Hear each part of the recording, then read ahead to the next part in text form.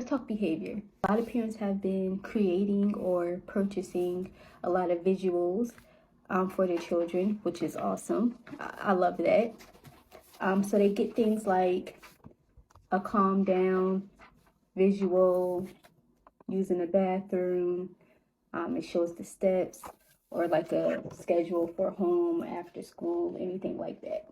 But the one thing that is missing is that it's not just buying the visuals. You have to model how to use them. And that's what I feel like is happening with parents who reach out to me and they say, well, I have this schedule. I have this, bathroom step-by-step schedule. I have this after school to-do list. I have this checklist, and it's not working. And I always ask them, how did you model it? Did you introduce it and say, this is what you're going to use now in the morning? And then you hung it up on the wall or put it next to their bed or on a refrigerator and expected them to follow the schedule just like that. I know that these things are self-explanatory. You see it and you know exactly what to do.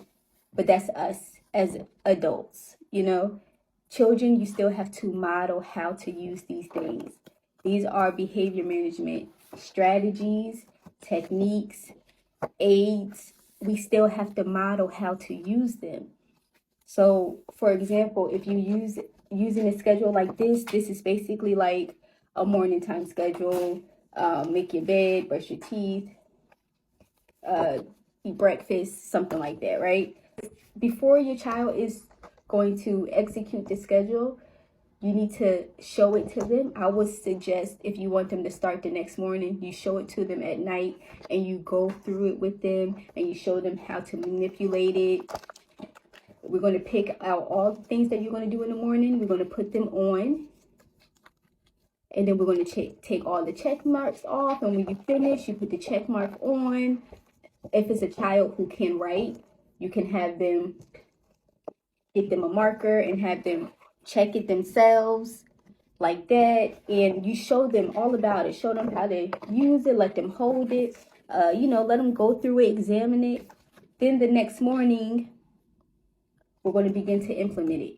And if you watch my previous video about behavior, there's 3 things that you need: consistency, time, and patience. That is for using visual aids as well. You need those 3 things all across the board when you're doing any kind of behavior management. That's just what it is. So you're going to have to be consistent when using the schedule if you want it to work. You're going to have the time to use the schedule if you want it to work. And you have to be patient if they're not getting it as fast as you want them to. Now, for some children, maybe you're not going to do all 5 or 6 things at one time. Let's take off some of these things.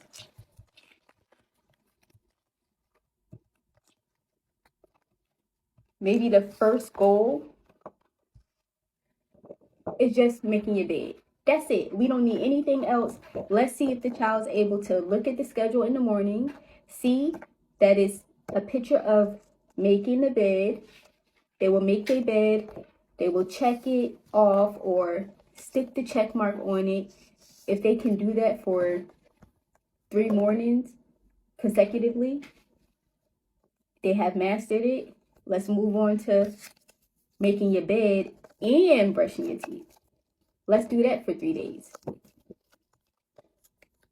Let's do that for 3 days. If they can do that, okay. Let's add making your breakfast. We can do it in steps. You don't have to show the whole schedule and expect them to do it the first time. You can go in steps. And that goes for something like this, using the bathroom. Maybe the first step is just pulling down their pants. And then you can help them with the other part. You can sit them down and you can do the rest with them. You can use verbal prompts for the rest of the things, right? And once they master this, move on to the next. Same thing. If your child has a lot of meltdowns and you want to teach them how to calm down, you have to model this. You have to show them sitting down. You can do it. You follow the steps as if this is what you want your child to do. So you sit down in a chair, on the floor, on a beanbag. You take your deep breaths. You count to 10. You squeeze a bear or whatever it is that they want to squeeze, stuffed dinosaur, anything, right? You show them how to do it. Then you can do it together. You can say, can you sit down? You sit down and wait for them to sit down. And then you model how to take the deep breath. Wait for them to do it. Give them verbal praise. And then you guys count together. Squeeze your bear. And this is how you model. So now the next time they see it, they know what to do. Yes, they see what it says to do.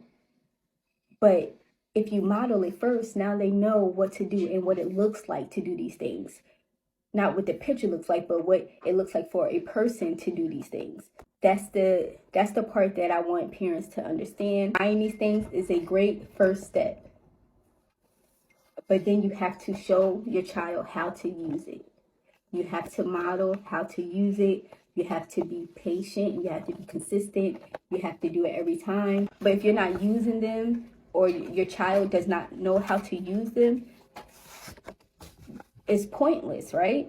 And that's not what we want. We want these things to be aids for us and our children, things to help our children with life skills, daily skills, things that they need to know how to do, things that they should know how to do, how to regulate emotions and things like that. They're not going to learn these things without us. They need to see how it's done. They need to see what it looks like to do this.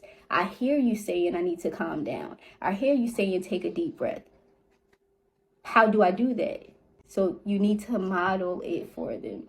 You need to show them how to do it, and you will have success. You just be consistent with it, and it will be successful. It will be. And, you know, kudos to the parents who are trying so hard that they do go online and they buy schedules and everything like that, and they go themselves and they create these things and laminate them in Velcro. Take the time out. You're doing good. That's the great first step.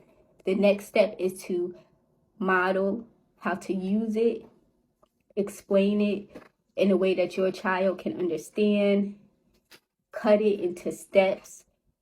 You don't have to do the whole thing at first. Start off slowly and cut it into steps. Just teach them how to sit down first. Then sit down and take some deep breaths. And then sit down, take some deep breaths, then count. Just add on the next step once you feel like, okay, they got it. And you'll be successful. So just know that these things will work. The years that I've done this, the years that I've created these, implemented them in classrooms, in homes, in my office, they work. They work. You just have to be consistent, and before you know it, you won't need these things. These things will no longer be needed because your child will be so used to doing it. It becomes second nature. They won't need a calm down visual. Once they have a meltdown, and if you could say verbally, I think you need to calm down, or I think it's time to calm down, they are going to remember my calm down visual says sit down, take a deep breath, count to 10, squeeze my teddy bear. You don't need this anymore. Just continue to have those three things: consistency, time, and patience.